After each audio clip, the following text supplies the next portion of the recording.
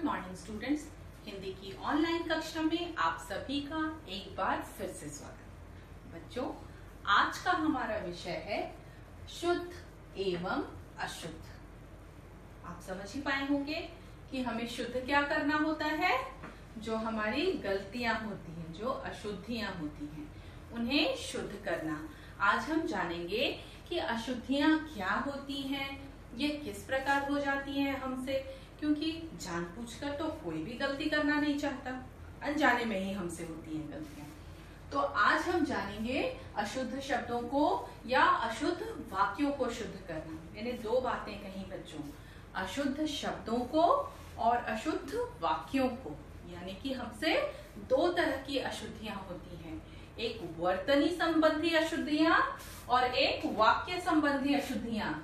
दो तरह की अशुद्धियां, वर्तनी संबंधी और दूसरा वाक्य संबंधी। यानी अशुद्धियां वर्तनी में यानी स्पेलिंग्स में हमसे अशुद्धियां हो जाती हैं और हम बोलने में अशुद्धियां कर जाते हैं या हमसे अशुद्धियां हो जाती हैं, बोलते वक्त हमसे गलती हो जाती है। और एक होती है स्पेलिंग मिस्टेक। दो चीजें होती है, दो तरह से हमसे अशुद्धियां होती हैं। ये क्यों होती हैं? क्योंकि हमें भाषा का शुद्ध ज्ञान नहीं होता। जब हमें भाषा का ठीक से ज्ञान नहीं होता या कई बार ज्ञान होते हुए भी जल्दबाजी में हमसे अशुद्धियां होती हैं, चाहे वो वर्तनी संबंधी अशुद्धियां हो या वाक्य संबंधी अशुद्धियां हो। वर्तनी संबंधी अशुद्धियां जब हम ठीक से शुद्ध उच्चारण करके पढ़ेंगे नहीं तो हम शुद्ध लिख नहीं पाएंगे। अगर हमने ठीक से उच्चारण करना नहीं सीखा है तो वर्तनी संबंधी अशुद्धियां होंगी, और हमें भाषा का ज्ञान नहीं है तो हमसे वाक्य संबंधी अशुद्धियां होंगी। दो तरह की अशुद्धियां। आइए हम इन दोनों अशुद्धियों को समझें और इन्हें जानें। वर्तनी संबंधी अशुद्धियां, अगर हमें शब्द लिखना है, अगर हमें शब्द लिखना है, शब्द, मैं इसी से शुरुआत करती हूँ। शब्द, शब्द, मैंने क्या लिखा? शब्द, शब्द, शब्द, शब्द, और मैं बोल क्या रही हूं? शब्द। श पूरा बोल रही हूं, द, द, ब थोड़ा बोल रही हूं। तो मुझे लिखना चाहिए था श ब थोड़ा है तो आधा ही ब लिखना चाहिए था, और फिर द लिख देना चाहिए था। और इसे पढ़ते हैं शब्द, शब्द, ब आधा और द पूरा, श भी पूरा। जो पूरा बोल रहे हैं उसे पूरा लिखा, जो आधा बोल रहे हैं उसे आधा लिखा। और यहाँ पे मैंने पूरा ही लिख दिया, श पूरा, ब भी पूरा और द भी पूरा, शब्द। ये बना दिया मैंने शब्द, पर शब्द का सही उच्चारण और सही वर्तनी उसकी यह होगी, शब्द। ठीक है, यहाँ पर आप देख पाए, समझ पाए कि मैंने यहाँ पे क्या लिखना चाहा। अब एक वाक्य में, वाक्य संबंधी अशुद्धियां पे हम लोग चलने से पहले एक दो और उदाहरण इसके देख लेते हैं। तो आइए कुछ उदाहरण द्वारा देखते हैं। आकाश, मैंने बोला आकाश, तो लिखना भी चाहिए था आकाश, मैंने लिखा आकाश, अकाश, ये तो गलत हो गया, होना चाहिए था आकाश, आकाश। दूसरा शब्द है वर्षा, शब्द क्या होता है?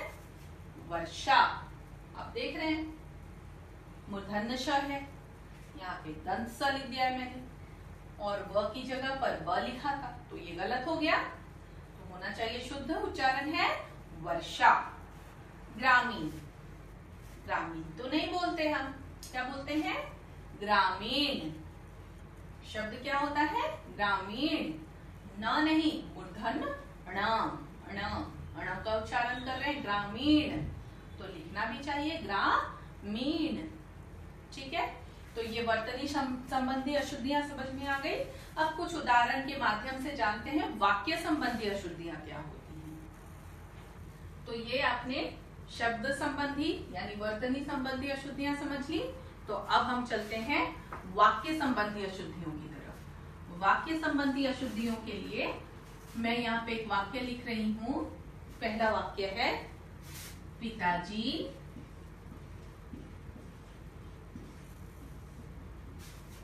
यहाँ पे आप देखिए पिताजी में कोई भी वर्तनीय अशुद्धि नहीं है। सो रहा है। यहाँ पर पिताजी सो रहा है, इसमें कोई भी वाक्य इस वाक्य में कोई भी वर्तनीय अशुद्धि नहीं है। इसमें अशुद्धि क्या है? हमारी भाषा में अशुद्धि है। पिताजी हमारे क्या है? आदरणीय हैं, पूज्य हैं, तो उन्हें हमें कैसे शब्द प्रयोग करने चाहिए? उनके लिए आदर सूचक शब्द प्रयोग करने चाहिए। पिताजी सो रहा है, क्या पिताजी हमसे छोटे हैं? नहीं, पिताजी तो हमारे आदरणीय हैं, हमसे बड़े हैं, तो हमें उनके लिए पिताजी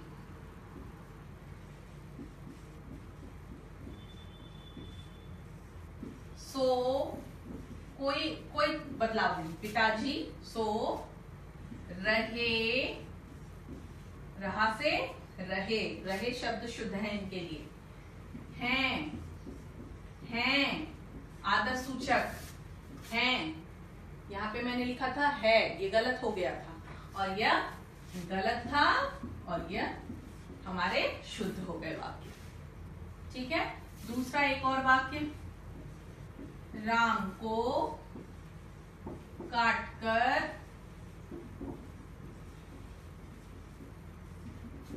सेब दे दो।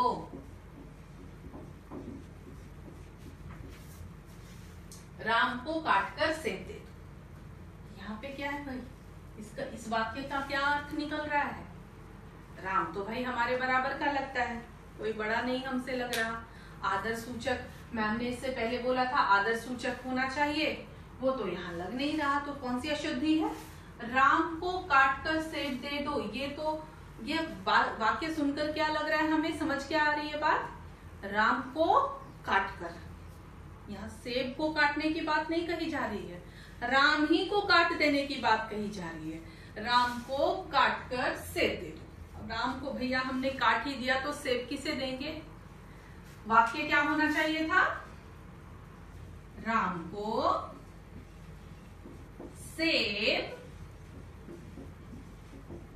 काटकर दे दो। देख लीजिए, शब्द वो ही है, सिर्फ उनका सीक्वेंस बदल गया इस वाक्य में। इसमें क्या बदला? यहाँ पे हमने आदर सूचक शब्द का प्रयोग नहीं किया था, तो अशुद्धि हुई थी। इस वाक्य में किस तरह की अशुद्धि हुई? हमने बोलते वक्त शब्दों का फेरबदल कर दिया था, शब्दों को उलट पुलट कर दिया था। तो हमारे वाक्य संबंधी अशुद्धियां किस तरह की होती हैं? वाक्य संबंधी अशुद्धियों में हम आदर सूचक शब्द का प्रयोग नहीं करते, हम वन और मेनी यानी एक वचन और बहुवचन का ध्यान नहीं रखते। वह आ रहे हैं, वे आ रहा है, आप सुन रहे हैं शब्द, वे आ रहा है, वे मतलब बहुत सारे या आदर सूचक, तो वहां पर तो हमारे हैं शब्द का प्रयोग होना चाहिए। वे आ रहे हैं, वे लोग आ रहे हैं, वे लोग आ रहा है, सुन के ही गलत लग रहा है। वैसे ही ये वाक्य हमें सुनकर ही गलत लगे थे। राम को काटकर सेब दे दो, राम को ही काट दिया, काटना तो सेब को था भैया। राम को सेब काटकर दे दो, राम को सेब देना है भैया, हमें सेब को काटना है और राम को दे देना है खाने को। यहाँ तो हमने राम को ही काट डाला था। तो समझ आ गई बात? वर्तनीय अशुद्धि और वाक्य अशुद्धि क्या होती है, दोनों बातें समझ में आ गई होंगी अब तक आपको। किस तरह से अशुद्धियां होती हैं? अशुद्धियां होती हैं वर्तनी संबंधी और वाक्य संबंधी। वर्तनी संबंधी अशुद्धियां क्यों होती हैं? जब हम शुद्ध पढ़ के शुद्ध उच्चारण नहीं कर पाते तो हमसे वर्तनी संबंधी अशुद्धियां हो जाती हैं। वाक्य संबंधी अशुद्धियां क्यों हो जाती हैं? क्योंकि हम भाषा का ज्ञान हमें ठीक तरह से नहीं होता, उसमें कुछ कमियां होती हैं और कुछ हड़बड़ाहट में, जल्दबाजी में। तो हमें जल्दबाजी बिल्कुल नहीं करनी और हमें शुद्ध उच्चारण करना है ताकि हमारी वर्तनीय अशुद्धि ना हो, और हमें भाषा का सही सही ज्ञान रखना है, हमें अपनी भाषा को सही तरीके से प्रस्तुत करना है ताकि हमारी वाक्य संबंधी अशुद्धियां ना हो। तो इन अशुद्धियों से बचने के लिए हमें वर्तनी और वाक्य इन दोनों पर पूरा पूरा ध्यान रखना चाहिए। आगे हम अपनी किताब ज्ञान सुधा से कुछ उदाहरण का अभ्यास करेंगे और पुस्तक के अभ्यास को भी पूरा करेंगे। तो आगे इनका अभ्यास पूरा करेंगे।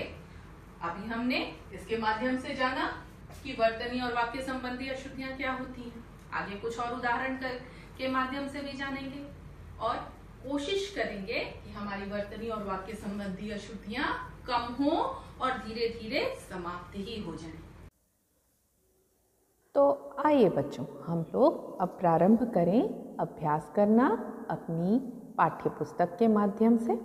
पाठ 15 शुद्ध एवं अशुद्ध शब्द।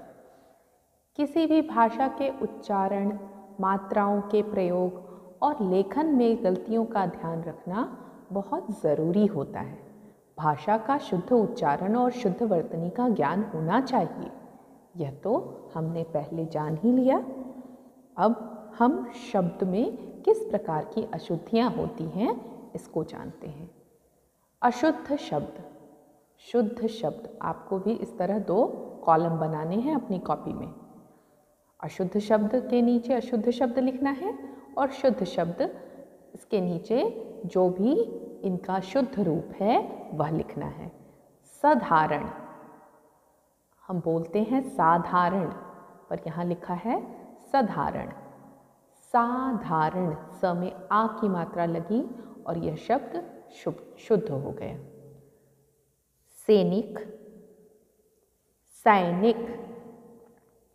भक्ति, भक्ति। ये देखिए, त में छोटी की मात्रा यहाँ लगा है, त में छोटी की मात्रा यहाँ भी लगा है, पर क्योंकि हमने क आधा लिखा है, आधा वाला जो भी शब्द होता है वह अपने बाद वाले शब्द की सहायता से खड़ा होता है। मालूम है ना आपको? क आधा है तो हम यहाँ पे त में छोटी की मात्रा यहाँ से नहीं बल्कि क के पहले से लगाएंगे, जैसा कि यहाँ लिखा गया है। ये लिखने में गलती हुई है ना। इनाम, इनाम शुद्ध शब्द नहीं, शुद्ध शब्द होता है इनाम। प्रसाद, प्रसाद। अभिनेता, अभिनेता। अभी, भ में बड़ी की मात्रा लगी है, जबकि होता है ह्रस्वीकार यानी कि छोटी की मात्रा। अभिनेता। दुश्मन, दुश्मन, श आधा। क्या गलती है वो मैं बताती जा रही हूँ। कृपया, कृपया, यहाँ पढ़ेंगे कृपया, जबकि शुद्ध शब्द होता है कृपया। समाप्त, समाप्त। समाप्त, प का उच्चारण कम कर रहे हैं जबकि स का पूरा। यहाँ पर स को आधा किया गया है और प को पूरा कर दिया गया, तो इसे हम उच्चारण करेंगे समाप्त, जबकि शुद्ध शब्द होता है समाप्त।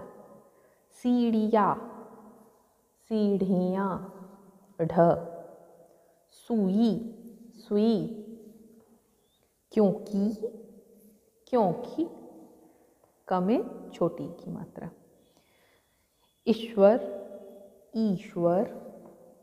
आहार, आहार। हृदय, हृदय, ह में री, ह के साथ री लगी है, री की मात्रा। हृदय। पूज्यनीय, पूजनीय। तो जो भी अशुद्ध शब्द हैं उसका भी उच्चारण करके मैंने बताया और शुद्ध का भी। तो आपको समझ आ गया कि हम पूज्यनीय तो नहीं बोलते, पूजनीय बोलते हैं। यानी कि अगर हम शुद्ध उच्चारण करेंगे नहीं, उच्चारण ही गलत करेंगे तो लिख भी देंगे गलत, जैसा कि मैंने पहले भी आपको बताया है। इसलिए उच्चारण का शुद्ध होना आवश्यक है। तो अपने इस भाग को जो यहाँ लिखा गया है आपकी किताब में से देखकर आपको अपनी कॉपी में लिखना है। उम्मीद है आप ये कार्य पूरा कर लेंगे। धन्यवाद।